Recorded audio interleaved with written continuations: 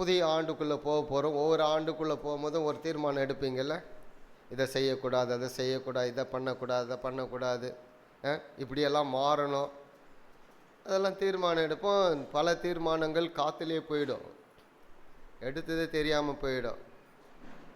அதனால தான் நான் சொல்கிறது, ஒவ்வொரு நாளும் தீர்மானம் எடுங்கன்னு சொல்கிறது. ஒவ்வொரு நாளும் காலையில் எழுந்தோடனே நான் நல்லதை செய்யணும், யாருக்கும் தீமை செய்யக்கூடாது, நல்லவனாக வாழணும், நல்லவர்களாக வாழணும், தீமை செய்கிறவர்களுக்கு நன்மை செய்யணும் அப்படின்றது தான் நம்முடைய ஒவ்வொரு நாளும் எடுக்கக்கூடிய தீர்மானமாக இருக்கணும். நல்ல புதிய ஆண்டுக்குள் பிரவேசிக்க போகிற நீங்கள் இந்த ஆண்டுகளை சும்மா அப்படி திரும்பி பார்க்கணும். இல்லை, ஜனவரி 1ஆம் தேதியிலேருந்து இன்றைக்கி 28ஆம் தேதி இன்னைக்கு வரலும் எவ்வளோ நன்மைகளை செய்தன்றதை விட எவ்வளோ தீமைகளை செஞ்சோன்னு அதையும் யோசிக்கணும். எது பெருசாக இருக்குன்னு பார்த்துங்க. நன்மை செய்தது பெருசா, தீமை செய்தது பெருசா அப்படின்றத பார்க்கணும். நாம் நிறைய நன்மைகள் கடவுளத்தில் பெற்றுக்கொண்டு இருக்கிறோம்ல, ஒவ்வொரு நாளும் பெற்றுக்கொள்கிறோம். வேதம் சொல்லுகிறது ஒவ்வொரு நாளும் அவருடைய உதவி நமக்கு இருக்கிறது, அதாவது அவருடைய கிருபை நமக்கு இருக்கிறது. எரேமியா தீர்க்கதரிசி சொல்வார், காலைதோறும் உடைய கிருபைகள் புதியவைகள், உடைய இரக்கங்களுக்கு முடிவே இல்லை. கர்த்தருடைய இரக்கங்களுக்கு முடிவே இல்லையா, அந்த அளவுக்கு அவருடைய கிருபை பெரியதாக இருக்கிறது. வருவங்க முன்னாடி நிறைய சேர் காலியாக இருக்குது, முன்னாடி உட்காந்துங்க. யாரை கீழே உட்காந்துருந்தீங்கன்னா முன்னாடி நிறைய சேர் இருக்குது, வந்து உட்காந்துக்கலாம். அவருடைய இரக்கங்கள், அவருடைய தயவு, அவருடைய காருண்யம் ஒவ்வொரு நாளும் நமக்கு இருக்கிறது, பாதுகாப்பை கொடுக்கிறது. கடவுள் ஒவ்வொரு நாளும் நமக்கு உதவி செய்கிறார். நாம் அவரிடத்தில் உதவி பெற்றுக்கொள்கிறோம். சில நேரங்களில் நாம் மற்றவர்களுக்கு செய்யக்கூடியது செய்யாமல் போகிறோம். மற்றவர்களை நாம் விரோதிகளாக, எதிரிகளாக, அந்நியராக நாம் நினைப்போம் என்றால் கடவுளிடத்திலிருந்து வரக்கூடிய ஆசீர்வாதத்தை நாமே தடை பண்ணிடுறோம். கடவுள் நமக்கு செய்யக்கூடிய விஷயங்களை நாம் என்ன பண்ணிடுறோம், தடை பண்ணிடுறோம். அதனால் இந்த ஆண்டிலாவது நாம் மகிழ்ச்சியாக வாழணும், அடுத்தவனுக்கு தீமை செய்யாத வாழணும், கடவுளுக்கு நன்றி அறிதல் உள்ளவர்களாகும், மற்றவர்களை நேசிக்கக்கூடியவர்களாக வாழணும் என்பதுதான் ஒவ்வொரு நாளும் நம்முடைய தீர்மானமாக இருக்கணும். அல்லேலூயா. சங்கீதத்திலிருந்து ஒரு 2-3 வசனங்களை நாம் எடுத்துக்கொள்வோம். சங்கீதம் 34ஆம் அதிகாரம் முதல் 3 வசனங்களை எடுத்தவர்கள் வாசிங்க. அந்த 3 வசனத்தில் தன்னுடைய சரீரம், தன்னுடைய ஆத்துமா, தன்னோடு கூட இருக்கிற மக்கள், 3த்தையும் பேசிட்டார்ல. 3 வசனத்தில் என்ன சொல்கிறாரு, கர்த்தரை நான் எக்காலத்திலும் ஸ்தோத்தரிப்பேன். எந்த காலத்தில் ஸ்தோத்தரிக்கணும், சத்தமாக சொல்லுங்க, எந்த காலம், எக்காலமும். இன்னொரு பேர் கூட சொல்லலாம், இன்னொரு வார்த்தையில் சொன்னோன்னா எந்த நேரமும். பாட்டை எழுதிட்டு இருக்காங்களே, எந்த நேரமும் எப்பொழுதும் அவரை துதிக்கணும். இப்போ எல்லா காலகட்டத்திலும், அப்போ எல்லா காலகட்டம் என்று சொல்லும் பொழுது மகிழ்ச்சி இருக்கலாம், துன்பம் இருக்கலாம், துயரம் இருக்கலாம், எதிர்ப்புகள் இருக்கலாம், உபத்திரம் இருக்கலாம், வேதனை இருக்கலாம். இதுதான் எல்லா காலகட்டமும். நம்ம இயற்கை சூழல் மாறுகிறது இல்லை, ஒவ்வொரு 3 மாதத்துக்கும் ஒரு கால சூழ்நிலை மாறுகிறது இல்லை. இப்பொழுது நம்ம பனிக்காலத்தில் இருக்கிறோம் இல்லை, கால சூழ்நிலை மாறிக்கிட்டே இருக்குது. அதுபோல் மனுஷோட வாழ்க்கையிலும், மனுஷோட வாழ்க்கை எப்பொழுதும் நிலையாக இருப்பதில்லை. ஏதோ ஒரு பிரச்சனை வந்துக்கிட்டு தான் இருக்குது. நாம் பிரச்சனைக்கு போகலனாலும் பிரச்சனை நம்ம தேடி வருது. அப்போ எல்லா சூழ்நிலையிலும் உண்மையாகவே நாம் கர்த்தரை துதிக்கிறோமா, கர்த்தருக்கு நாம் நன்றி செலுத்துகிறோமா, அதுதான் மிக முக்கியம். சில நேரங்களில் இந்த இழப்பை சந்தித்த வீடுகளுக்கு வந்து கொஞ்ச நாள் கழித்து போயிட்டு அவங்களோட உட்காந்து பேசும்போது சில விஷயங்களை சொல்லுறது வழக்கம். எப்பொழுதும் ஒரு 6 மாதமோ அல்லது ஒரு 8 மாதமோ கழித்து போகும்பொழுது அவங்களுக்கு சொல்கிறது என்னென்னா, எப்பொழுதும் துக்கத்தில் இருக்கக்கூடாது, துக்கத்தை விட்டு வெளியே வரணும் என்பது தான் வேதத்தினுடைய அடிப்படை. ஏனென்றால் மரித்தவர்கள் திரும்ப வரப்போவது கிடையாது. யாராவது திரும்ப வரப்போகிறாங்களா, வரப்போகிறது இல்லை. அப்போ நம்முடைய அடுத்த கட்ட நகர்வு, அடுத்த கட்ட பயணம் எப்படி இருக்கணும், இன்றைக்கி நான் என்ன செய்ய போகிறேன், நாளைக்கு நான் என்ன செய்ய போகிறேன், என் வாழ்க்கையை எப்படி உயர்த்த போகிறேன். அப்போ அவங்களோட உட்காந்து, ஆணாக இருந்தாலும் பெண்ணாக இருந்தாலும் உட்காந்து பேசக்கூடிய, பிள்ளைங்களாக இருந்தாலும் உட்காந்து பேசக்கூடிய விஷயம் என்னென்னா, நீ மகிழ்ச்சியாய் வாழு, துக்கத்தை விட்டு வெளியே வா. துக்கம் உன்னை வேறொரு இடத்திற்கு கொண்டு போய்விடும், அந்த பயம் உன்னை வேறொரு இடத்திற்கு கொண்டு போய்விடும். நீ மகிழ்ச்சியாக வாழ்வதற்கு வெளியே வா. உன் வாழ்க்கையை அடுத்த லெவல் கொண்டு போகணும். உன் துக்கம் உன் வாழ்க்கை என்ன பண்ணிடக்கூடாது, அழுத்தி வச்சிடக்கூடாது, பின்னாடி இழுத்துடக்கூடாது. உனக்கென்று ஒரு எதிர்காலம் இருக்கிறது. கடவுள் ஒரு எதிர்காலத்தை வைத்திருக்கிறார். மரணமே இல்லாத வீடு எதுவும் கிடையாது இல்லை. ஒரு அம்மா ஒரு முனிவர்கிட்ட போனாங்களாம். நான் சொன்னேன்னு தெரியல கதை. முனிவர்கிட்ட போய் தன்னுடைய ஒரே மகன் இறந்து விட்டான், ஒரு குழந்தை இறந்து விட்டது, எப்படியாவது என் குழந்தை உயிர்ப்பித்து கொடுத்து விடும் என்று அந்த முனிவர்கிட்ட போய் அவங்க போராடுறாங்க. யாரோ சொன்னாங்க அந்த முனிவர்கிட்ட போனால் எதாவது நடக்கும்ன்ட்டு. இந்த முனிவருக்கு இந்த அம்மாவுடைய அழுகுரலும் இந்த துக்கத்தையும் தாழ முடியல, என்ன செய்வதுன்னே தெரியல. அப்போது அந்த முனிவர் ஒரு வார்த்தை சொன்னாராம், மரணமே இல்லாத எந்த வீடு இருக்கோ அந்த வீட்டில் போயிட்டு ஒரு ஸ்பூன் கடுகு மாத்திரம் வாங்கிட்டு வந்துரு அப்படின்ட்டு. எந்த வீட்டில் போய் வாங்கணும்? மரணமே இல்லாத ஒரு வீட்டில் போயிட்டு வாங்கிட்டு வா. அந்த அம்மா ஓடியாராங்க, ஓடியாந்து ஒவ்வொரு வீட்டாக போய் கதவை தட்டி கேட்குறாங்க, ஒரு ஸ்பூன் கடுகு கொடுங்க. அவங்க கொடுக்குறாங்க. உங்கள் வீட்டில் மரணம் இல்லை? ஐயோ எங்கள் வீட்டில் மரணம் நடந்திருக்கு, போன வருஷம் தான் நடந்துச்சு, 2 வருஷத்துக்கு முன்னாடி தான் நடந்துச்சு, 10 வருஷத்துக்கு முன்னாடி தான் நடந்துச்சு. மரணமே இல்லாத வீடு அதான் இருக்குது, உட்காந்துருக்கீங்களா? எந்த வீட்லேயும் மரணம் வரலையா? எல்லார் வீட்லேயும் உண்டு மரணம். கடைசியில் அந்த அம்மாவில் ஒன்றும் பண்ண முடியல. கடைசி திரும்ப அந்த முனிவர்கிட்ட போகிறாங்களாம். 1 நாள் ஆச்சு, 2 நாள் ஆச்சு, கடைசி போய் சொல்கிறாங்களாம் மரணமே இல்லாத வீடு அப்படின்னு. அப்போ அவர் சொன்னாராம், மரணம் என்பது எந்த மனிதனுக்கு வரலாம். ஒரு நாள் குழந்தை முதற்கொண்டு 100 வயசாக இருக்கட்டும், 120 வயசாக இருக்கட்டும், எந்த வயதில் வேணாலும் எந்த மாதத்தில் வேணாலும் மரணம் வரலாம். மரணத்தை தடுக்க என்ன பண்ண முடியாது, ஒருவனாலும் கூடாது.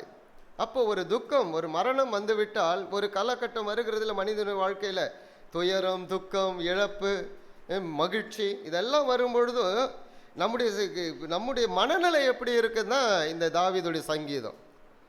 அப்போ துயரத்திலேருந்து வெளியே வரணும் என்பதுதான், துயரத்திலேருந்து மீண்டு வெளியே வரணும். துயரத்திலே இருந்தோம்னா நம்முடைய வாழ்க்கையை நம்ம மேல் முன்னேறி செல்ல முடியாது. செல்வதற்கு வாய்ப்பு இருக்குதா? இல்லவே இல்லை. எனக்கு இந்த கிறிஸ்மஸ் அன்னைக்கு சரளா பார்க்கும்போது கொஞ்சம் சந்தோஷமாக இருந்துச்சு. நல்ல ஒரு ட்ரெஸ் பண்ணிக்கிட்டு வந்திருந்தாங்க, நல்லா இருந்தாங்க அவங்க கொண்டை போட்டுக்கிட்டு. நான் முதல்ல சொன்னேன் ரொம்ப நல்லா இருக்கீங்க அப்படின்ட்டு. துயரத்தை விட்டு வெளியே வரணும். சிலர்கள்லாம் பார்த்தோன்னா இப்படியெல்லாம் ட்ரெஸ் பண்ணிட்டு வந்திருக்கேன், வாழ்த்துங்க. அந்த துயரத்துலேருந்து வெளியே வந்தால் ஒரு பெரிய சந்தோஷம். துயரத்தை விட்டு வெளியே வரணும். நான் வந்த உடனே சொன்னேன், தைரியமாக ஏன் சொல்கிறேன்னா, வாசலில் பார்த்த உடனே இப்படி தான் பேசினேன் நான். அடுத்த நகர்வு என்ன, அடுத்த வேலை என்ன பண்ணும்? எல்லா கட்டங்களையும் கர்த்தரை ஸ்தோத்தரிக்க முடியுமா? துக்கத்திலிருந்து ஒரு மனிதன் வெளியே வந்தால் தான் கர்த்தரை ஸ்தோத்தரிக்க முடியும். தாவீதுடைய விஷயமும் அதுதான். இந்த 34ஆம் சங்கீதத்தை சாதாரணமாக எழுதவில்லை அவர். சாதாரணமாக எழுது. காத்து என்ற தேசத்துக்கு சவுல் கொல்ல நினைக்கிறாரு. நேராக அங்கே அபிமெலேக்கு இது ஆசாரிய இடத்துல போகிறாரு. அங்கே போயிட்டு எதாவது சாப்பிட்றதுக்கு இருக்கான்னு கேட்குறாரு. சமூக அப்பங்கள், பரிசுத்த அப்பங்கள் மாத்திரம்தான் இருக்குது, அதை மாற்றி வைக்கணும்.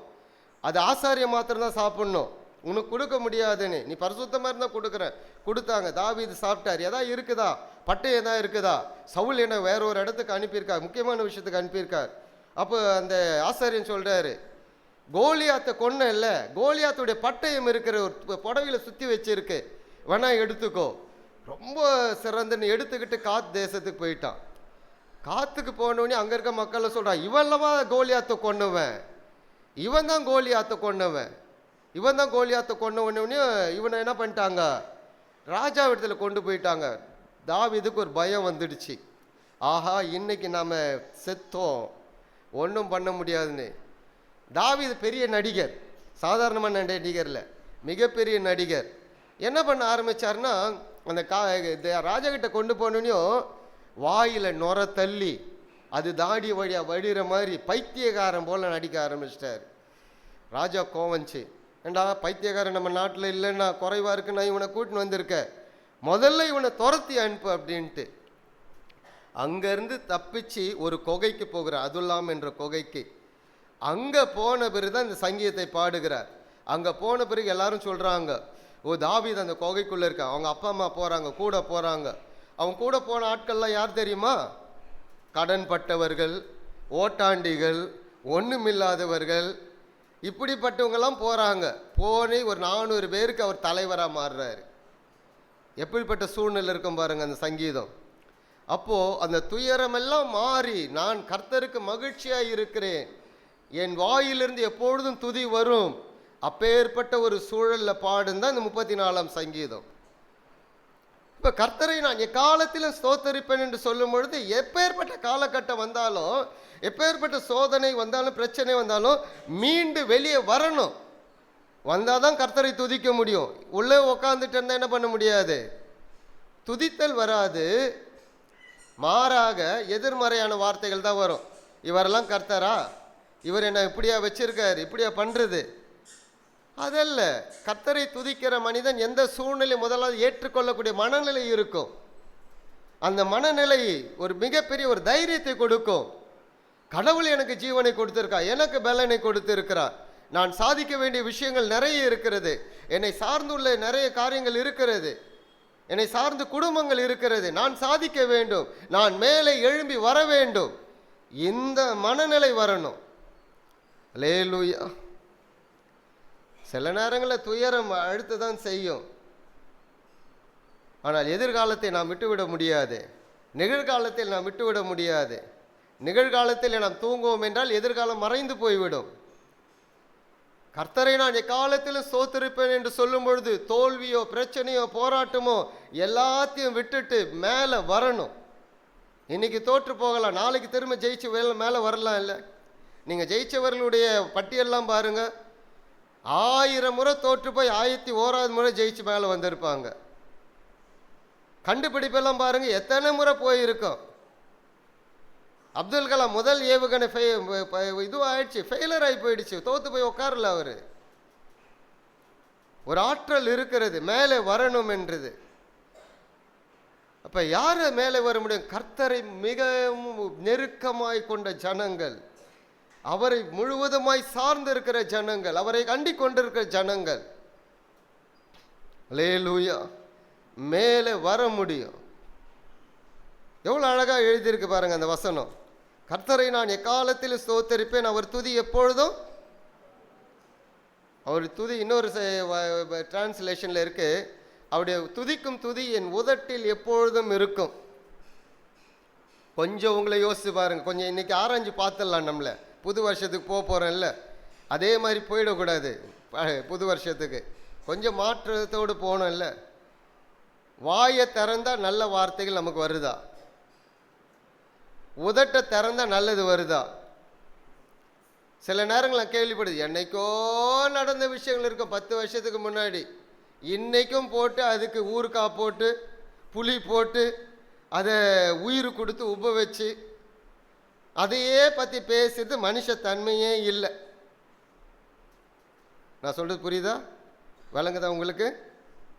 அல்லேலூயா. உங்களை பார்த்து எப்படி கேட்கணும்? ராணியாகி நீ பழசெல்லாம் ஊறுகாய் போட்டு, சாரிம்மா எல்லாம் முன்னாடி இன்னும் தான் உட்காந்துருக்க, வேற யாரை கூப்பிடுறது, இன்னும் அதை ஊறுகாய் போட்டு வச்சுட்டு இருக்கியா, இல்லை அதெல்லாம் தூக்கி குப்பையில் போட்டிருக்கியா? சிலர்லாம் நாற்று அடிக்க நினைச்சாலும் எடுத்து வச்சுக்குவாங்க. இந்த உதட்டுக்கு வேற வேலையே இல்லையா? நான் அடிக்கடிக்கு சொல்கிறது, இந்த 4 பேர் கூடினாங்கன்னு வைங்களேன், நலமானதை பேசணும். பைபிளில் ஒரு கூட்டம் இருந்துச்சு, பெரையா மக்கள்னு. தெசலோனிக்கு ஒரு கூட்டம் இருந்துச்சு. இவங்கெல்லாம் எதை கேட்கறதுக்கு ஆர்வமாக இருப்பாங்கன்னா, நலமானதை கேட்பதற்கு ஆர்வமாக இருப்பாங்களாம். நலமானதை கேட்பதற்கு. சதாசிவன் தெருவில் இருந்தபொழுது நல்ல 4 கிறிஸ்தவர்கள் எப்பவுமே இருப்பாங்க. 2 பேர் கூடுவாங்க. 2 பேர் கூடி பேசிக்கிட்டு இருக்கும்போது 3வது ஆள் ஒருத்தர் போவார். அங்கே போகும்போது என்ன பண்ணோம், ஊர் கதையெல்லாம் பேசுறதுக்கு உங்களுக்கு வேறு வேலை இல்லை, கடவுளை பற்றி பேசணும், நல்லதை பேசணும், நல்லா இருக்குமேன்னு அதை சொல்ல மாட்டாங்க.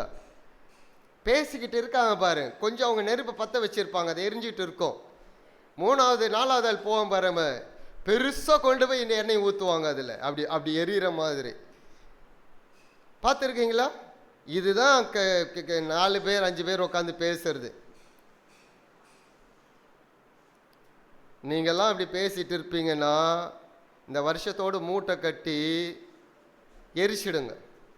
அது திரும்ப வரவே கூடாது. 40 வருஷத்துக்கு முன்னாடி 4 வருஷத்துக்கு முன்னாடி இருந்த கதையை திரும்ப திரும்ப போட்டு அரைக்காதீங்க. உங்கள் உதடு கடவுளை துதிக்கணும், நல்லதை பேசணும், நல்ல காரியங்களை சொல்லணும். நீங்கள் செஞ்சாதானே. ஒரு எச்சரிக்கை சொல்கிறேன், நீங்கள் யாரை பற்றி பேசுகிறீர்களோ அந்த விஷயம் உங்கள் குடும்பத்திற்குள்ளே வராது என்பதை நினைக்காதீங்க. வரும். நாளைக்கு பூகம்பம் உங்கள் குடும்பத்தில் வெடிக்கும். அது நாளைக்கு 4 பேர் உங்களை பற்றி பேசுவாங்க. 4 பேர் 4 பேரை பற்றி பேசும்பொழுது அந்த 4 பேருக்குள்ளே இருக்கிறவங்க உங்களை பற்றி மற்றவங்கிட்ட பேச மாட்டாங்கன்னு என்ன நிச்சயம்? புரியுதுங்களா? அந்த குணம் உள்ளவங்க அடுத்த ஆள்கிட்ட என்ன பண்ணுவாங்க? பேசுவாங்களா பேச மாட்டாங்களா? கண்டிப்பாக பேசுவாங்க. அங்கே பேசுகிறவங்க என்கிட்டயும் வந்து பேசுவாங்க. பேசுவாங்களா பேச மாட்டாங்களா? பேசுவாங்க. நான் எல்லாத்தையும் வாங்கி உள்ளே வச்சுக்கிறது, எதையும் வெளியே விடுறது இல்லை. ஆண்டவரே நீர் மாற்றுங்க அப்படின்னு தான் ஜெபம் பண்ணுறது. அல்லேலூயா. அப்போ உதடுகளிலே தேவனுடைய வார்த்தை இருக்கணும், உதடுகளிலே துதி இருக்கணும். எக்காலத்திலும் என் உதடுகள் துதிக்கும் என்றால் நம் வாயை திறந்தாலே நல்ல விஷயங்கள் வரணும். 4 பேரை வாழ்த்துற விஷயங்கள் வாழ்த்துங்க, நல்ல வார்த்தைகளை பேசுங்கள், நல்ல வார்த்தைகளை பிள்ளைகளுக்கு சொல்லிக் கொடுங்கள். நீங்கள் நல்லதை பேசினா உங்களை பார்க்குற பிள்ளைங்க நல்லதை பேசும். நீங்கள் தீமையானதை பேசினீங்கன்னா உங்கள் பிள்ளைகளுக்கு காரணம் யார்? நீங்கள் தான் காரணமாகி விடுவீர்கள். அப்புறம் பிள்ளை கெட்டு போச்சு, அடுத்தெல்லாம் ஒன்றும் பிரயோஜனம் இல்லை. காரணமே யார்? நாம் என்ன விதைச்சோமோ அதை தான் அறுக்க முடியும். தீமையை விதைத்தால் தீமையை தான் அறுக்கணும், நன்மையை விதைத்தால் நன்மையை தான் அறுக்கணும். அப்போ எதை விதைக்கிறீங்கன்னு பார்த்துங்க. விதை உங்கள் உதட்டிலிருந்து வருகிறது, உங்கள் வாயிலிருந்து வருகிறது. அப்போது நல்ல வார்த்தைகள் நமக்கு வரணும். நல்ல உதட்டின் அளவில் நல்ல வார்த்தைகள் வரணும்னா 2வது வசனம் அதுதான் சொல்லுகிறது. கர்த்தருக்குள் என் ஆத்துமா மேன்மை பாராட்டும்.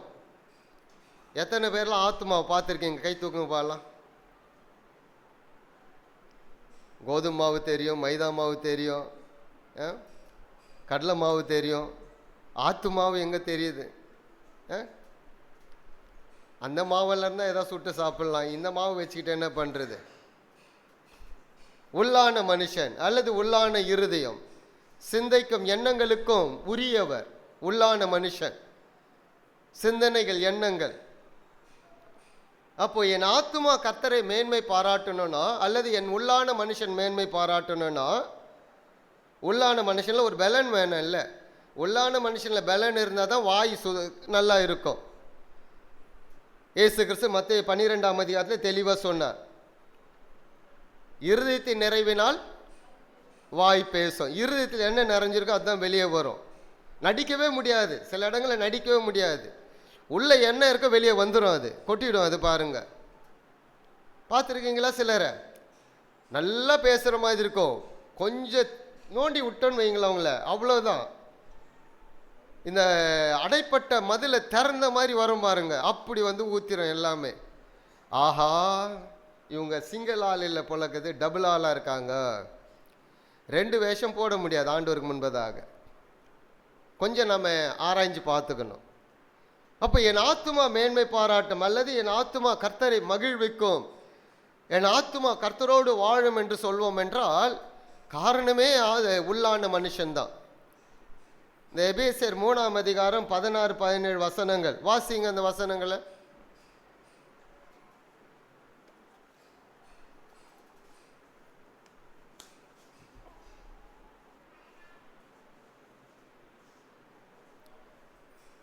எடுத்துட்டீங்களா?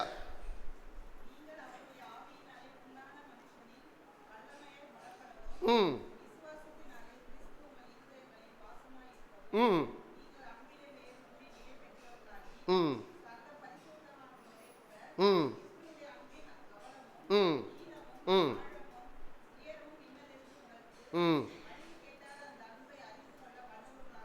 ம் ம் ம் போதும். எதில் வல்லமையாக நிரம்பணுமா? உள்ளான மனுஷனில் அவருடைய ஆவியினாலே வல்லமையை நிரம்பி இருக்கணும். அவருடைய ஆவி என்பது அவருடைய வார்த்தை. பரிசுத்த ஆவியான வார்த்தையும் பிரிக்க முடியாது. பரிசுத்த ஆவியினால் நிறைந்திருக்கிற வாழ்க்கை என்பது இவரை கேட்டோம்னா தெரியும், சேவானை கேட்டோம்னா தெரியும். பரிசுத்த ஆவியினால் நிறைந்திருப்பது என்றால் என்ன? அவருடைய வார்த்தையினால் நிரம்பி இருக்கிறேன். ஆண்டவரே, இவர்கள் செய்கிறது என்னதென்று அறியாது இருக்கிறார்கள், எனவே இவர்களுக்கு மன்னியும். கல்லெறிஞ்சு கொல்லும் பொழுது சொன்ன வார்த்தை. சேவான் கல்லெறிஞ்சு கொல்லப்படுறார். அப்போஸ்தலர் 7ஆம் அதிகாரம் கடைசி 2 வசனங்கள்ல சொல்லும்பொழுது அவர் சொல்றார், ஆண்டவரே, அவங்க என்ன செய்யறாங்கன்னு தெரியல, என்னை கல்லெறிஞ்சு கொல்றாங்க. வார்த்தை உள்ளிருந்து வருகிறது, மன்னியும் அவர்களை. அப்போ ஆத்மாவிலே அல்லது உள்ளான மனுஷன்லே தேவனுடைய வார்த்தை நிரம்பி இருந்தாதான் உதட்டல என்ன வரும்? நலமானது வரும். இல்லைன்னா என்னதான் வரும்? என்னதான் வரும்? புருஷரில் கேட்டால் தெரியும் என்ன வரும்ன்ட்டு. அல்லேலூயா. நல்ல மனைவிகளுக்காக ஆண்டவருக்கு ஸ்தோத்திரம். புருஷர்களே, உங்கள் பரிசுத்தமான கைகளை உயர்த்துங்கள். அப்படி உயர்த்துகிற புருஷர்களுக்கு நன்றி. ஏன்னா அந்த கை மனைவி அடிச்சிருக்காது. அல்லேலூயா. அடி வாங்காத மனைவிகள்லாம் நல்ல மனைவிகள். சிலர்லாம் கையில் அடிக்க மாட்டாங்க, கையில் அடிக்கவே மாட்டாங்க. ஆனால் அந்த வார்த்தை அடி இருக்கு தெரியுமா? சாதாரணமான அடியே கிடையாது அது. அல்லேலூயா. அப்போ ஆவியினால் நிறைந்திருப்பது அல்லது வார்த்தையினால் உள்ளான மனுஷன் நிறைந்திருப்பது. உள்ளான மனுஷன் ஆவியினாலும் வார்த்தையினாலும் நிரம்பி இருப்பான் என்றால் இருதயத்தின் நிறைவினால் எங்கே வரும்? உதட்டின் வழியாக வெளியே வரும். அப்போ இருதயத்திலே நல்ல சிந்தனைகள், நல்ல எண்ணங்கள், நல் வார்த்தைகள் நிரம்பி இருக்குமானால் நாம் அடுத்தவர்களை வாழ்த்துவோம், அடுத்தவர்களை தூற்ற மாட்டோம், அடுத்தவர்களை உயர்த்தி பேசுவோம். வேதம் என்ன சொல்லுகிறது? உங்களிலும் மேன்மை உள்ளவர்களாக மற்றவர்களை எண்ணுங்க. ஒருவருக்கு எப்படி எண்ணணும்? மேன்மை உள்ளவர்களாக. கணவன் மனைவியை மேன்மை உள்ளவனா பார்க்கணும், மனைவி கணவனை மேன்மை உள்ளவனா பார்க்கணும், பக்கத்து வீட்டுக்காரங்களை மேன்மை உள்ளவளா பார்க்கணும். அந்த சிந்தை இருக்கா? இதுவரையிலும் இல்லைன்னா இன்னையிலேருந்து அந்த சிந்தை வரட்டும். படித்தவன் படிக்காதவனை மேன்மை உள்ளவனா பார்க்கணும், சம்பாதிக்கிறவன் சம்பாதிக்காதவன் மேன்மை உள்ளவனா பார்க்கணும். ஏளனமாக பார்க்கக்கூடாது. ஏளனமாக பார்க்குறீங்கன்னா நீங்கள் யாரை கனவீனப்படுத்துறீங்க? கடவுளை கனவீனப்படுத்துறீங்க, கடவுளை அசிங்கப்படுத்துறீங்க, கடவுளை மட்டமாக எண்ணுகிறீர்கள். ஏனென்றால் தேவ சாயலில் உருவாக்கப்பட்ட மனிதர்கள், ஆணும் பெண்ணும் எப்படி உருவாக்கப்பட்டிருக்கார்கள்? தேவ சாயலில் உருவாக்கப்பட்டு இருக்கிறார்கள். தங்களிலும் மற்றவர்களை மேன்மை உள்ளவர்களாக எண்ணுங்கள். அந்த எண்ணம் எங்கேருந்து வரணும்? வார்த்தை தான். அதனால தான் தீமோத்தேயுக்கு பவுல் எழுதுவார், நீ வாசிக்கிறதுல எச்சரிக்கையாயிரு.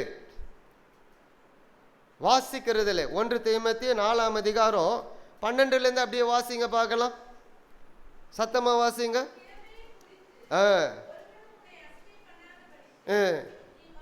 வார்த்தையிலும் நடக்கையிலும் ஆவியிலும் விசுவாசத்திலும். யாருக்கு மாதிரியா இருக்கணுமா? முதல்ல விசுவாசிகளுக்கு மாதிரியா இருக்கணும். அடுத்து என்ன சொல்றாரு? நீ வாசிக்கிறதிலும் போதிக்கிறதிலும் புத்தி சொல்லுகிறதிலும் ஜாக்கிரதையாயிரு. உன் அன்பு, உன் வார்த்தை, உன் நடக்க, உன் ஆவி இதெல்லாம் விசுவாசிகளுக்கு மாதிரியா இருக்கணும். இங்கேயே மாதிரியா இல்லைன்னா எங்க தான் மாதிரியா இருக்க போறோம்? அல்லேலூயா. நான் உங்க மேல ரொம்ப அன்பா இருக்கிறதுனால தான் உங்களுக்கு சொல்றேன், நீங்க மற்றவர்களை போல நீங்கள் இருக்காதீர்கள். நீங்கள் கடவுளை சிந்தை தரித்தவர்களாய் இருக்கணும், கிறிஸ்துவின் சிந்தையோடு வாழக்கூடியவர்களாய் இருக்கணும், கிறிஸ்துவின் சிந்தை உள்ளவர்களாய் இருக்கணும், எப்பொழுதும் கடவுளை மகிமைப்படுத்தக்கூடிய ஜனங்களாய் இருக்கணும். உங்களை பார்க்கும் பொழுது இவர்கள் அல்லவா கிறிஸ்தவர்கள் என்று சொல்லக்கூடிய அளவுக்கு உங்கள் பேச்சும் உங்கள் செய்கையும் அவரை மகிமைப்படுத்தணும். அல்லேலூயா. இந்த வருஷத்தில் ஒழிக்க வேண்டியதெல்லாம் ஒழிச்சிருவோம். சிலர்லாம் இந்த பொங்கல் ஜனவரி மாதம் 13ஆம் தேதி ஒழிப்பாங்க. என்னதெல்லாம் ஒழிப்பாங்க? இருக்கிற கந்த இருக்கிறதெல்லாம் தூக்கிட்டு வந்து கொளுத்துவாங்க. அதில் எந்த பிரயோஜனமும் இல்லை. இங்கே இருக்கிறதெல்லாம் தேவையில்லாதெல்லாம் தூக்கி கொளுத்தி போடுங்க. இது எப்போ எரிக்கப்படும்? நலமான வார்த்தைகள் உள்ளே போகும் என்றால் தீமையானது வெளியே போகும். நன்மையானவைகள் உள்ளே போக போக போக போக என்ன ஆகும்? தீமையெல்லாம் வெளியே போய்கிட்டே இருக்கும்.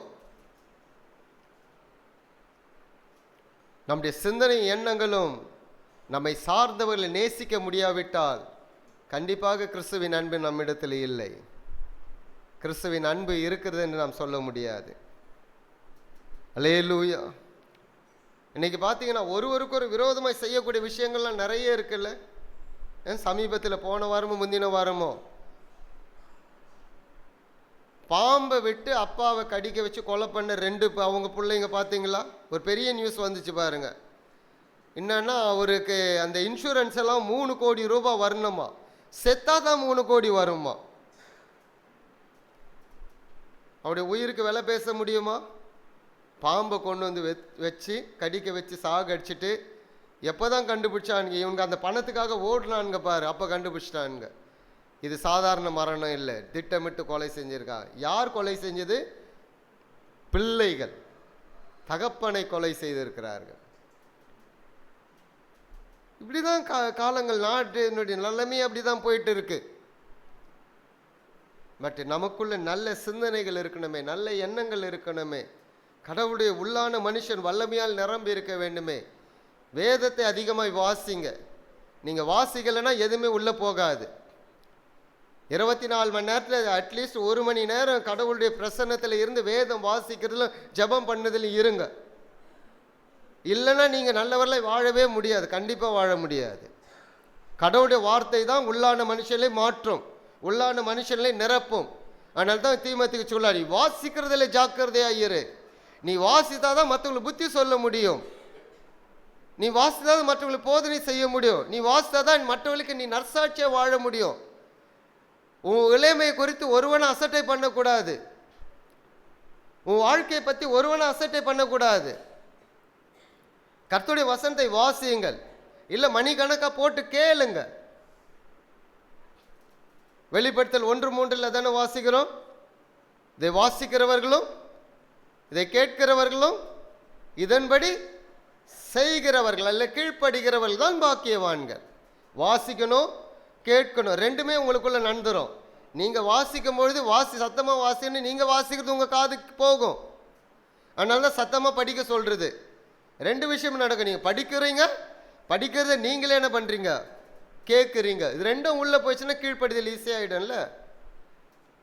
பிள்ளைங்களை கற்றுக் கொடுங்கள். எங்கள் வீட்டில் பிள்ளைங்களுக்கு அன்னைக்கு பைபிள் வாசிக்கலைன்னா ஸ்கூலும் கிடையாது, காலேஜும் கிடையாது. பரவாயில்ல, காலேஜை விட முக்கியமானது இதுதான். நீ படித்து ஒன்றும் பெருசாக சாதிக்க போகிறதில்ல. அல்லேலூயா. பைபிள் வாசிக்காமல் ஒரு நாள் அவங்க போகிறதே கிடையாது. புரியுதோ புரியல வாசிங்க. சாயங்காலத்தில் ப்ரேயர், ஃபேமிலி ப்ரேயர் உட்காரும்போது கேட்போம் என்ன வாசிங்கன்ட்டு. இது பழக்கம், இதுதான் ஒழுங்கு. இந்த ஒழுங்கு உங்கள் வீட்டில் இல்லைன்னா கற்றுக் கொடுங்க. பைபிள் வாசிக்கலையா சோறு கொடுக்காதீங்க. பிள்ளைங்களை ஸ்கூலுக்கு அனுப்பாதீங்க. அனுப்பலைன்னா ஜாலின்னு உட்காந்துச்சுன்னா பரவாயில்ல, உட்காரட்டும். மதியானம் சோறும் போடாதீங்க. தானாக பசி எடுத்துச்சுன்னா பைபிளை வாசிட்டு தின்னுன்னு உட்காரும் சாப்பிடும். அல்லேலூயா. புரியுதோ புரியல படிக்கட்டும். வேண்டாம் வெறுப்போடு படிக்கதா படிக்கட்டும். ஏதோ படிக்கணும், அந்த பழக்கம் வரணும். வாசிக்கலைன்னா உள்ளே போகாது. ஏனென்றால் நற்சிந்தனைகள், நல்ல எண்ணங்கள் கடவுள் பேசியிருக்கார், எழுதி வைத்திருக்கிறார். மற்றவனுக்கு தீமை செய்யாத வேதத்தில் இருக்கிறது, மற்றவனுக்கு பொல்லாப்பு செய்யாத வேதத்தில் இருக்குது, மற்றவனுடைய பொருளை திருடாத வேதத்தில் இருக்கிறது. உனக்கு தீமை செய்கிறவனுக்கு நன்மை செய் வேதத்தில் இருக்கிறது. ஒருவன் பசியாக இருந்தால் சோறு கொடு வேதத்தில் இருக்கிறது. ஒருவன் தாகமாக இருந்தால் தண்ணீர் கொடு வேதத்தில் இருக்கிறது. நான் கடவுளுடைய பிள்ளை என்று வரும்பொழுது பசியாய் இருக்கிறவனை பார்த்துவிட்டு அசட்டை பண்ணி விட்டு வந்தால் அது நம்ம படிக்கலைன்னு அர்த்தம். செய்ய முடியல. அதை படிச்சிருந்தா அதை செஞ்சுட்டு வருவோம். நாம் முடித்துக் கொள்வதை காட்டிலும், பிரம்மாண்டமாய் இருப்பதை காட்டிலும் ஒரு மனிதனுக்கு உதவி செய்கிறோம் பாருங்கள், அது மேன்மையானது, மிகப்பெரிய ஒன்று. அது அதற்கு தான் வாசிக்கணும். நீ நன்மை செய், உன் நன்மை ஒருவனும் தூஷிக்க கூடாது, நீ நன்மையை செய். பிரசங்கி புஸ்தகத்தில் ஒருவருக்கு செய்யக்கூடிய நேரத்தில் செய்யாமல் போனால் செய்யணும்னு நினைச்சாலும் செய்ய முடியாது. நான் திரும்ப சொல்லுகிறேன், செய்ய ஒரு வாய்ப்பு கிடைக்கும் பொழுது செஞ்சிருங்க, இல்லைன்னா செய்ய முடியாது. ஒரு ராஜா தன்னுடைய நாட்டை இரவில் சுற்றி பார்த்துட்டு வந்திருக்கும் போது ஒரு குடியானவர் மிக குளிரோடு எதுவும் போத்திக்காம உட்காந்துட்டு இருக்காரு. இந்த ராஜா பார்த்தாரு, நீ ஏன் இப்படி உட்காந்துட்டு இருக்க, ஒரு போர்வை இல்லையா? இல்லை ராஜா, எனக்கு போர்வை வேண்டாம், எனக்கு போர்வை வேண்டாம். இல்லை இல்லை, நீ போர்வை வேண்டும் உனக்கு. இல்லை ராஜா, எனக்கு போர்வை வேண்டாம், எனக்கு நல்லா இருக்கு உடம்பு. இல்லை இல்லை, உனக்கு போர்வை வேண்டும், நான் போர்வை அனுப்புகிறேன். இவனுடைய மனம் மாறிடுச்சு. ஐயோ, ராஜா எனக்கு ஒரு போர்வை அனுப்ப போகிறார். தைரியமாக இருந்த மனம் கொஞ்சம் இலகிடுச்சு. ராஜா எனக்கு போர்வை அனுப்ப போகிறார். நல்ல வார்த்தைகளை சொல்லிட்டு வீட்டுக்கு போனார். ராஜா போர்வை மறந்துட்டார், தூங்கிட்டாரு. காலில் எழுந்திருக்கிறார். ஐயோ, அந்த மனிதனுக்கு போர்வை கொடுக்கணும்னு நினைச்சேனே, வரலையேன்ட்டு திரும்ப எடுத்துக்கிட்டு வராரு, ஆட்கள்கிட்ட கொடுத்து அனுப்புறாரு. அந்த மனிதனும் இறந்து போயிருக்கிறான். ஏன்? அவனுக்கு நல்லா தான் இருந்தான், அவன் மனதைரியம் அவனுக்கு குளிர் தாங்கி கொண்டது. ஒரு போர்வை கொடுக்குறேன்னா இருப்பாரு, இவன் எண்ணங்கள் எதில் வந்துடுச்சு? போர்வையில் வந்துடுச்சு. செய்ய வேண்டியதை செய்யாமல் போனதுனாலே ஒரு மனிதனுடைய மரணத்துக்கு ராஜா காரணமாயிட்டார். என்ன செய்யணுமோ செய்யுங்க. எப்பொழுது இதெல்லாம் செய்ய முடியும்? உங்கள் உள்ளம் நன்மையினால் நிரம்பி இருக்குமானால், உங்கள் உள்ளம் வல்லமையினால் நிரம்பி இருக்குமானால், வேத வார்த்தையினால் நிரம்பி இருக்குமானால், நீங்கள் நன்மை செய்கிறவர்களாக இருக்க முடியும், நல்லதை செய்கிறவர்களாக வாழ முடியும். அல்லேலூயா. நான் திரும்ப திரும்ப இதை தான் சொல்லிட்டு இருக்கேன். வாழ்க்கை முறையை பற்றி தான் பேசிட்டு இருக்கோம். கடவுள் பேசுண்டெல்லாம் வாழ்க்கை முறையை பற்றி தான். 613 பிரமாணங்களை கொடுத்தது வாழ்க்கை முறைக்கு தான் கொடுத்தாரு. அவருக்காக எதையும் கொடுக்கல. எழுதி கொடுத்ததெல்லாம் நம்முடைய நன்மைக்காக எழுதி கொடுத்துருக்கார், நம்முடைய நலனுக்காக எழுதி கொடுத்துருக்கார். எல்லாரும் மகிழ்ச்சியாக வாழணும், எல்லாரும் சந்தோஷமாய் வாழணும், பகிர்ந்து கொண்டு சாப்பிடணும், பகிர்ந்து கொண்டு உண்ண வேண்டும், மகிழ்ச்சியை பகிர்ந்து கொள்ள வேண்டும். இன்னைக்கு மகிழ்ச்சி பதிலாக தீமையை தான் பகிர்ந்து கொள்கிறோம். அதெல்லாம் விலகி போகட்டும், இன்னைக்கே விலகி போகட்டும். எல்லாத்தையும் இங்கே விட்டு போயிடுங்க. நல்ல மனிதர்களை வாழப்போகிற தீர்மானம் எடுங்கள். உங்கள் வார்த்தையினால் அடுத்தவர்களை காயப்படுத்தாதீர்கள், உங்கள் செயல்களினால் அடுத்தவர்களை காயப்படுத்தாதீர்கள். துக்கத்திலே உட்கார்ந்துட்டு இருக்காதீங்க, துக்கத்தை விட்டு வெளியே வாருங்கள். அடுத்தது நீங்கள் செய்ய வேண்டும் என்பது என்னவென்று பாருங்கள். அடுத்தவனுக்கு பிரயோஜனமாக எப்படி வாழ வேண்டும் என்பதை பாருங்கள். அல்லேலூயா. முடியுமா? இது சாத்தியம்தானே? வாழ்க்கை வாழ முடியல. வாழ முடியதை பற்றி தான் பேசியிருக்கார் கடவுள். வாழ முடியாத எதை பற்றியும் பேசவே இல்லை. படிக்கிறவர்களுக்கு ஒரு சின்ன ஆலோசனை, நீங்கள் என்ன படித்தாலும் பரவாயில்ல, இந்த காலகட்டம் மொபைல் உங்களை வேறொரு வழி கொண்டு போகுது. அதனால் பெற்றோர்கள் தயவு செய்து படிக்கிற பிள்ளைகளுக்கு மொபைலை கொடுக்காதீங்க. அது ஒரு பழக்கம் கொரோனாவில் வந்துடுச்சு. அந்த பழக்கத்தை மாற்றுங்க. மீடியாவில் இருக்கிறவர்கள், சோஷியல் மீடியாவிலே தங்கள் எண்ணங்களை அதிகமாய் செலவிடுகிறவர்கள் தீமையானதை உள்ளே கொண்டு போய் கொண்டிருக்கிறீர்கள். சில நேரம் பெரியவர்களும் அடிமையாக இருக்கிறாங்க, சிலர் சீரியலுக்கு அடிமையாக இருக்கிறாங்க. கேவலமான ஒரு விஷயம் அது. சீரியலில் நன்மை வரவில்லை, ஒரு கால நன்மை அவள் கற்றுக் கொடுக்கவில்லை. எவன் குடும்பத்தை எவன் கெடுக்கிறது, எப்படி கெடுக்கிறது, இதை தான் கற்றுக் கொடுக்குறான். அடிமையாகாதிருங்கள், கடைசியில் உங்கள் குடும்பம் கெட்டு போயிடும். அந்த சிந்தனை உங்களுக்குள்ளே போக வேண்டாம். எப்படி கெடுக்கலான்றதை பயங்கரமாக யோசித்து பேசுவானுங்க பாருங்க. அதை உட்காந்து ஒரு தடவை பார்த்துட்டிங்கன்னா அடுத்தது என்ன நடக்கும், அடுத்தது என்ன நடக்கும். சோறு இல்லைன்னாலும் பரவாயில்ல, அங்கே போய் உட்காந்துக்கலாம். எனக்கு தெரிஞ்ச ஒரு பாஸ்டர் இருந்தார். நாங்கள் மேல் வீட்டில் இருந்து கீழ் வீட்டில் 12 மணிக்கு ஒரு சீரியல் போக நைட்டு உட்காந்து கேட்டுட்டு இருப்பாங்க குடும்பமாக. அவங்கள போல் நல்லவர்கள் இந்த நாட்டில் யாரும் கிடையாது. சீரியலை பார்த்தே கெட்டு போன குடும்பம் அது. சீரியல் உங்களை கெடுக்கும், நல்ல வழி கொண்டு போகாது. வேதம் உங்களை நல்ல வழி கொண்டு போகும். நீங்கள் நல்லவர்களாக இருப்பீர்கள் என்றால் உங்களோடு இருக்கவர்கள் நல்லவர்களாக இருப்பார்கள். நீங்கள் கெட்டவர்களாக இருப்பீர்கள் என்றால் உங்களுடைய சுற்றம் எப்படி தான் இருக்கும், கெட்ட கெட்டவரில் தான் இருப்பாங்க. அல்லேலூயா. தவளை தன் வாயினால் கெடுவது போல உங்கள் வாழ்க்கையை நீங்கள் கெடுத்து கொள்ளாதீர்கள். நல்ல விஷயங்களை பேசுங்கள், நல்ல காரியங்களை செய்யுங்கள். உங்கள் ஆத்துமா நன்மையினால் நிரம்பி இருக்கட்டும், உங்கள் உள்ளான மனுஷன் நன்மையினால் நிரம்பி இருக்கட்டும். கர்த்தருடைய ஆசீர்வாதத்தை நிறைவாய் அனுபவிங்க. உங்கள் தீமை கர்த்தருடைய ஆசீர்வாதத்தை தடை பண்ணக்கூடாது. உங்கள் வாயின் வார்த்தை கர்த்தருடைய ஆசீர்வாதத்தை தடை பண்ணக்கூடாது. உங்கள் தவறான சிந்தனை எண்ணங்கள் கர்த்தருடைய ஆசீர்வாதத்தை தடை பண்ணக்கூடாது. கர்த்தர் ஆசீர்வதிக்கிறவர், உயர்த்துகிறவர். ஆனால் மற்றவங்க எதையும் உங்களுக்கு தடை பண்ண மாட்டாங்க. நீங்களே காரணமாய் இருப்பீர்கள். உங்கள் ஆசீர்வாதத்தை தடை யார் காரணம்? நீங்கள் தான் காரணம். கர்த்தர் காரணமானவர் அல்ல, மற்றவர்களும் காரணமானவர்கள் அல்ல. யாரும் உங்களுக்கு வர ஆசீர்வாதத்தை தடை பண்ணவே முடியாது. எந்த கொம்பனாலும் முடியாது, பிசாசினாலும் முடியாது. ஆனால் நீங்கள் தடை பண்ணிடலாம். நல்ல சிந்தையோடு இருப்போம், நல்லவர்களாக இருப்போம். சில நேரங்களில் சில விஷயங்களை வேதனையோடு நான் பேச வேண்டியதாக இருக்கு. எவ்வளோ போதனை, எவ்வளோ விஷயங்கள் போதித்து கொண்டு இருக்கிறோம். இன்னும் நம்முடைய சிந்தனை மாறவில்லையே, நம்முடைய எண்ணங்கள் மாறவில்லையே. அல்லேலூயா. கர்த்தர் நல்லவர். முக்கியமாக சபையை சுற்றி உள்ளவர்கள்லாம் சபைக்கு தூண். எப்பொழுதும் வந்து ஜெபிக்கிறவர்களாக இருக்கணும். தயவு செஞ்சு அங்கே 4 பேர்லாம் உட்காராதீங்க. இங்கே வந்து உட்காந்துருங்க 4 பேர். இங்கே வந்து உட்காந்தா யாரும் பேச மாட்டீங்கன்னு நினைக்கிறேன். இங்கே வந்து உட்காந்து ஸ்தோத்திரம் பண்ணுங்க, ஆண்டவரை துதியுங்க, ஆண்டவருக்கு நன்மை செலுத்துங்கள். வர புதிய ஆண்டிலிருந்து லைஃப் டோட்டலாக சேஞ்ச் ஆகணும். வீட்டில் உட்காந்து போர் அடிக்குதா, போர் அடிக்குதுன்றது வாயில் வரவே கூடாது. போர் அடிக்குது, போருன்னா என்னன்னு எனக்கு தெரியல இது வரலாம். சர்ச்சுக்கு வந்து உட்காருங்க, நல்ல பிரசன்னத்தை உணரலாம், ஒரு சமாதானத்தை உணரலாம், ஒரு மகிழ்ச்சியை உணரலாம். நல்லதை பேசுங்கள்.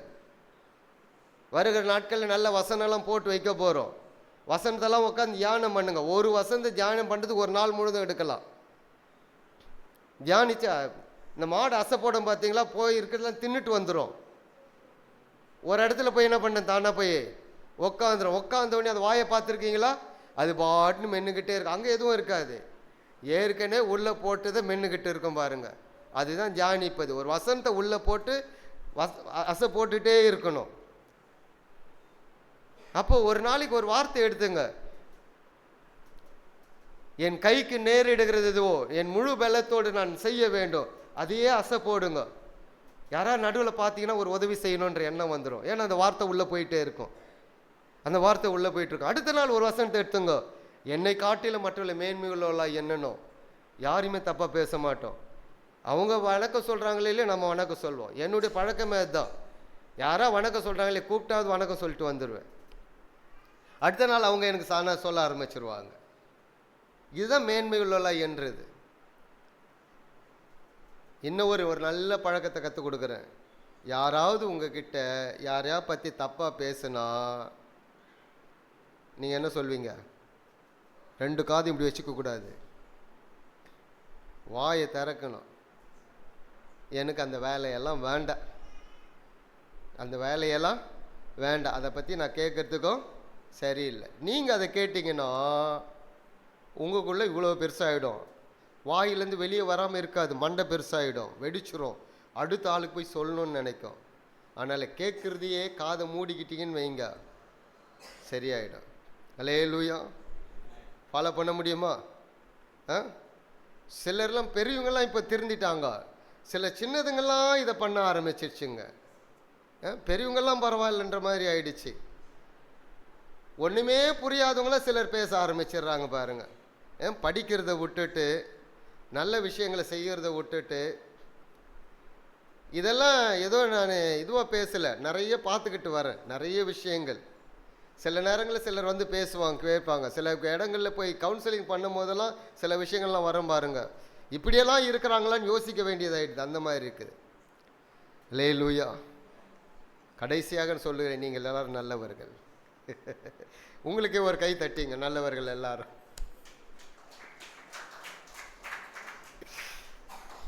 கர்த்தர் நல்லவர். அதிகமாக நேசி. நம்ம எல்லாரும் ஒரே குடும்பம்.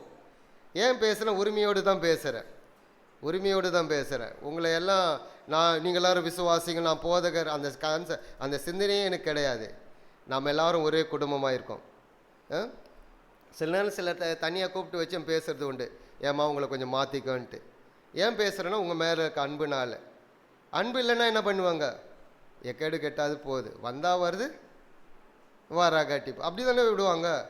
அன்பு இருந்தால் என்ன இருக்காங்க? கண்டிப்பு இருக்கும், பரிவு இருக்கும், திருத்துதல் இருக்கும், எல்லாமே இருக்கும். அன்பு இல்லைன்னா எதுவுமே இருக்காது. பிள்ளைங்க மேலே அன்பாக இருந்துச்சுன்னா என்ன பண்ணுவீங்க? தப்பு செஞ்சால் கண்டிப்பீங்க. அன்பே இல்லைன்னா எங்கேயா போய் சுற்றிட்டு வரட்டும். உண்மைதானே அது? இப்போ அன்பு இருந்தால் தான் கண்டிக்க முடியும், அன்பு இருந்தால் தான் வார்த்தைகளை சொல்லி உணர்த்த முடியும். அல்லேலூயா. நம்ம எல்லாரும் எழுந்து நிற்கலாமே.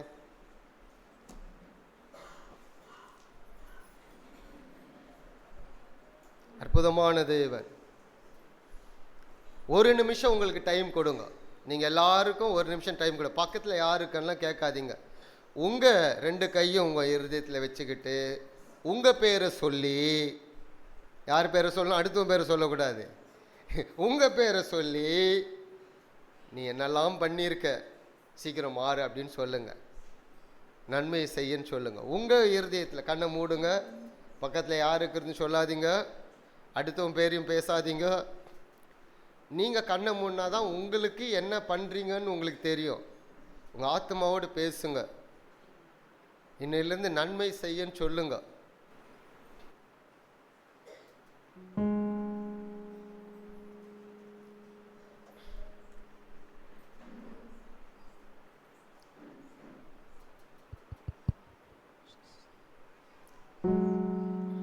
பரிசுத்த ஆவியானவர் நமக்கு உதவி செய்வாராக.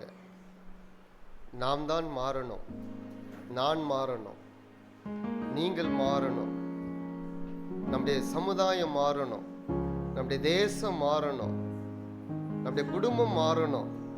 ஒவ்வொருவரும் இந்த தீர்மானத்தை எடுக்கணும். நான் மாறணும் ஆண்டவரே, என்னை சார்ந்துள்ளவர்களாம் மாறணும், என் தெருக்களில் உள்ளவர்கள் மாறணும், என் குடும்பம் மாறணுமே, என் தேசம் மாறணுமே. நான் மாறாமல் எப்படி மாற முடியும்?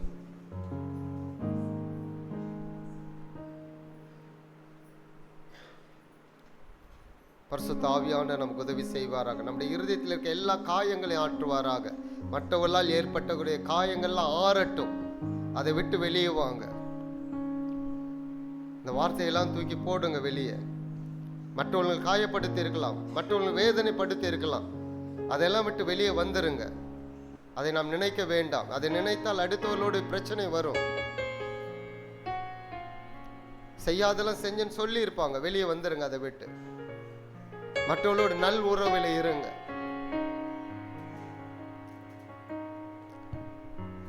ஆண்டவர் நமக்கு உதவி செய்யட்டும். பரிசுத்த ஆவியானவர் நமக்கு உதவி செய்யட்டும். பிதாவே, நாங்கள் மை துதிக்கிறோம். எங்கள் வாழ்நாட்களை திரும்பி பார்க்கும் பொழுது ஆண்டவரே, நன்மையை விட தீமைதான் எங்களில் அதிகமாக இருந்திருக்கிறது. தேவையில்லாத நாங்கள் பேசி இருக்கிறோம், தேவையில்லாத காரியங்களை செய்து இருக்கிறோம், தேவையில்லாத காரியங்களை எங்கள் சிந்தித்து இருக்கிறோம், தேவையில்லாத நாங்கள் கேட்டு இருக்கிறோம், தேவையில்லாத நாங்கள் அதிகமாய் பார்த்து இருக்கிறோமே. எங்களுக்கு மன்னிங்க, ஒவ்வொருவருக்கும் மன்னிங்க. எங்கள் வாழ்நாட்கள் உமோடு நீடித்திருக்கும்படிக்கு எங்கள் ஆவி எப்பொழுதும் பலனுள்ளதாய் இருக்கட்டும். வசனத்தினாலே, நல் சிந்தனைகளினாலே எங்கள் இருதயம் நிரம்பி இருக்கட்டும். தெய்வீக ஆவியினால் எங்கள் இருதயம் நிரப்பப்படட்டும். தெய்வீக வசனத்தினாலே, வார்த்தையினாலே எங்கள் இருதயம் நிரப்பப்படட்டும். எங்கள் இருதயம் மாறட்டும், எங்கள் சிந்தனைகள் மாறணும், எங்கள் பேச்சு மாறணும், எங்கள் பார்வை மாறணும், எங்கள் எதிர்பார்ப்பு மாறணுமே. நாங்கள் நற்செயலில் செய்யணுமே. எங்களுக்கு நாங்கள் நல்லவர்களாய் நடக்கணும், நாங்கள் மற்றவர்களுக்கு நல்லவர்களாய் நடக்கணுமே. ஆவியானவர் எங்களுக்கு உதவி செய்வீராக. தீமையோடு நல்ல ஆண்டவரே, நன்மை செய்கிறவர்களாய் நாங்கள் மாறணுமே. எங்கள் ஒவ்வொருவருக்கும் உதவி செய்வீராக. ஒரே குடும்பமாக எங்களை அர்ப்பணிக்கிறோம். எங்கள் ஒவ்வொருவரையும் தனித்தனியாக குடும்பமாய் அர்ப்பணிக்கிறோம். ஆவியானவர் எங்களுக்குள்ள ஒரு உணர்வை தருவீராக, ஒரு மாற்றத்தை தருவீராக. நாங்கள் விசனைப்படுத்தக்கூடாது, நாங்கள் வேதனைப்படுத்தக்கூடாது, உமக்கு தீமையாய் நாங்கள் நடக்கக்கூடாது. பரிசுத்தமாய் வாழணும், நீதியாய் வாழணுமே. இந்த நாளில் எங்களுக்கு அனுக்கிரகம் செய்வீராக. எப்பொழுதும் உம்மை துதிக்கும் துதி எங்கள் உதட்டில் இருக்கணும். எங்கள் வாய் நன்மையானவைகளை பேசணும், நல்ல காரியங்களை உச்சரிக்கணுமே. எங்களுக்கு அனுக்கிரகம் செய்வீராக. இன்னும் நாங்கள் உம்மை நேசிக்க வேண்டும். இன்னும் எங்கள் உறவுகளை நேசிக்க வேண்டும். எங்கள் ஜனங்களை நேசிக்க வேண்டும். நாங்கள் ஒவ்வொருவரையும் நேசிக்க வேண்டுமே. எங்களுக்கு அந்த அன்பை தாருங்க. ஆழமான அன்பினாலைகளை நிரப்புங்க. இந்த அன்பினாவி எங்கள் இருதயங்களிலே ஊற்றுங்க. உன்னை நேசிப்பது போல பிறரை நேசி என்று சொல்லுங்களே. ஆண்டவரே, நாங்கள் உம்மை நேசிக்க வேண்டும், பிறரை நேசிக்க வேண்டும். எங்களுக்கு அந்த ஆவியை தாருங்க. எங்களுக்கு ஒரு புதிய இருதயத்தை தாங்க, ஒரு புதிய மாற்றத்தை தாங்க. இந்த நாளிலே, இந்த வருடத்தின் கடைசி கர்த்தருடைய நாளிலே நாங்கள் இருந்து கொண்டு இருக்கிறோமே.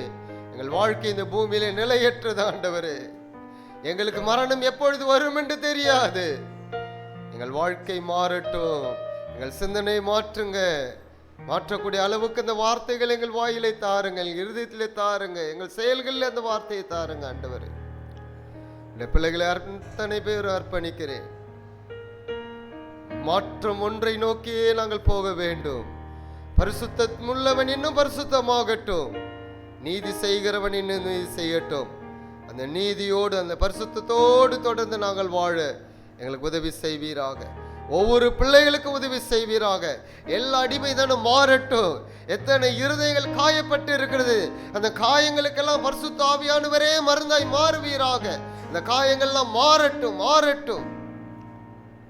ஆண்டவரே, உமக்கு நன்றி செலுத்துகிறோம். உதவி செய்வீராக. இந்த நேரத்திற்காக, இந்த நாளுக்காய் நன்றி, உடைய வார்த்தைக்காய் நன்றி, இந்த பிள்ளைகள் கொடுத்த காணிக்கை தசமகளுக்காய் நன்றி. குறைவிலிருந்தும் கொடுத்திருக்கிறார்கள். அவருடைய கரங்கள் ஆசீர்வதிக்கப்படுவதாக, செழிப்புண்டாவதாக, வர்த்திக்க பண்ணுவீராக, வருமானத்தை வர்த்திக்க பண்ணுவீராக, வீணான செலவுகளுக்கு விலக்கி பாதுகாத்துக் கொள்வீராக, தீமை விட்டு விலக்குவீராக. ஆண்டவரே, நாமத்தினாலே ஆசீர்வாதத்தை நான் கூறுகிறேன். ஒவ்வொரு மேலும் இயேசுவின் நாமத்தினாலே தெய்வீக ஆசீர்வாதத்தை, சுகத்தை நான் கூறுகிறேன். ஆசீர்வதிப்பீராக. தொடர்ந்து நடத்துங்க ஆண்டவரே. இந்த இடத்திற்காக நன்றி, இந்த இடத்தின் உரிமையாளருக்காய் நன்றி, இந்த இடத்திலே மேலே வசிக்கிற எல்லா குடும்பங்களுக்காய் நன்றி, இந்த சபையை சுற்றி இருக்க எல்லா குடும்பங்களுக்காய் நன்றி. எல்லா குடும்பங்களும் ஆசீர்வதிக்கப்படட்டும், தீமையை விட்டு விலகட்டும், நன்மையை பற்றி கொள்ளட்டும், உம்மை அறிந்து கொள்ளட்டும். உதவி செய்வீராக. ஒவ்வொரு சிறு பிள்ளைகளை அர்ப்பணிக்கிறோம். தெய்வீக சுகம் இருக்கட்டும், நடத்துவீராக. எல்லா துதிகன மகிமை உமக்கு செலுத்துகிறோம், ஒப்பு கொடுக்கிறோம்.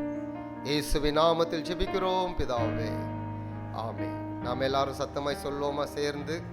என் ஆத்துமாவே கர்த்தரை ஸ்தோத்திரி, முழுமே உடைய பரிசுத்த நாமத்தை ஸ்தோத்திரி. என் ஆத்துமாவே கர்த்தரை ஸ்தோத்திரி, கர்த்தர் செய்த சகல உபகாரங்களை மறவாது. ஆமேன், ஆமேன், ஆமேன். பக்கத்தில் இருக்கவங்களை பார்த்து சொல்லுங்க, கர்த்தர் நல்லவர்னு சொல்லுங்க. கர்த்தர் நல்லவர், கர்த்தர் நல்லவர், நன்மையானதை செய்கிறவர். ஆமென். God bless you. கர்த்தர் உங்களை ஆசீர்வதிப்பாராக.